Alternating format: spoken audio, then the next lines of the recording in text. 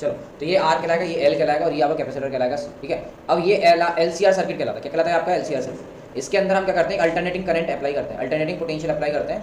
तो ये alternating potential को हम इस तरीके से रिप्रेजेंट करते हैं, ठीक है। जो भी होगा वो आपको यहाँ पे ऐसे दे रखा होगा, ठीक है। अब याद रखना, जो अल्टरनेटिंग पोटेंशियल होता है, जो भी अल्टरनेटिंग पोटेंशियल होता है वो जनरली इसके टर्म में लिखा जाता है, V equal to V naught sine omega t. किसके टर्म में लिखा जाता है? V equal to V naught sine omega t. और जो करंट होता है वो करंट को हम लिखते हैं I equal to I naught sine omega T.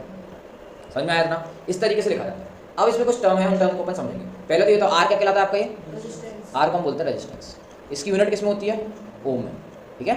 ये हमारे पास एल है, एल को हम क्या बोलते हैं? बोलो, इंडक्टर। क्या बोलते हैं इसको हम? इंडक्टर, है ना। इसको, इसके अंदर ही प्रॉपर्टी को इंडक्टेंस कहते हैं। ये रजिस्टर है, इसके अंदर प्रॉपर्टी रेजिस्टेंस। इसकी यूनिट कितनी होती है? हेनरी। क्या यूनिट होती है इसकी?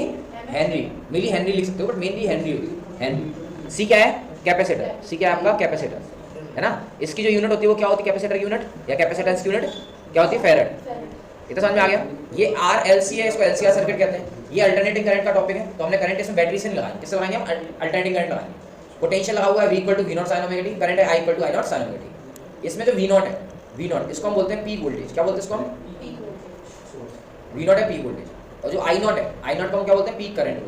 I नॉट को क्या बोलते हैं? Peak current. तो समझ में आ गया what is I not, what is P not? Clear? चलो अब समझे आप। यहाँ पे हम इस सर्किट का रेजिस्टेंस निकालेंगे। इस सर्किट का रेजिस्टेंस निकालने के लिए इसका रेजिस्टेंस तो पता ही है हमें इसका रेजिस्टेंस और निकालना है। किसका? एल का। तो एल का जो रेजिस्टेंस है उसको हम बोलते हैं एक्सएल। क्या बोलते हैं उसको हम? एक्सएल। इस एक्सएल का जो नाम है वो होता है आपका इंडक्टिव रिएक्टेंस। एक्सएल को हम क्या बोलते हैं? Inductive reactance.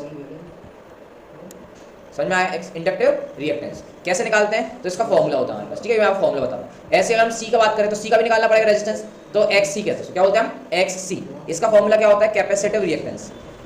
एक्स सी का फॉर्मूला क्या होता है? Capacitive reactance. समझ में आया इतना? What is inductive reactance, what is capacitive reactance? ये रेजिस्टेंस ही है। क्या है? रेजिस्टेंस। तो इसकी यूनिट भी क्या होगी? ओम। इसकी यूनिट भी क्या होगी? ओम होगी। समझ में आया इतना? क्लियर? चलो अब आगे देखते हैं। अब ये एक्सएल है, एक्सएल का फॉर्मूला होता है इक्वल्स टू ओमेगा एल। क्या होता है? Omega into L. और एक्ससी का फॉर्मूला होता है आपका 1 अपॉन ओमेगा इंटू सी। समझ में आ गया? अब ओमेगा क्या है? ओमेगा क्या है? तो इस ओमेगा को हम बोलते हैं एंगुलर फ्रीक्वेंसी। क्या बोलते हैं इसको हम? Angular frequency. कहाँ से आएगा ओमेगा? ये जो लिखा हुआ है साइन के साथ, साइन के साथ ओमेगा टी लिखा है ना, तो टी के साथ जो टर्म होता है उसको हम क्या बोलते हैं? Omega T. क्या बोलते हैं उसको? ओमेगा। समझ में आ गया इतना? यहाँ तो कोई डाउट तो नहीं है ना? क्या होता है ओमेगा, कैसे आएगा? सारी चीज समझ में आ गई? क्लियर? चलो इसके बाद अब देखो, इसका रेजिस्टेंस आर, इसका रेजिस्टेंस एक्सएल, इसका रेजिस्टेंस एक्ससी। बट पूरे सर्किट का रेजिस्टेंस निकालना है तो हमें अप्लाई करना पड़ेगा जेड।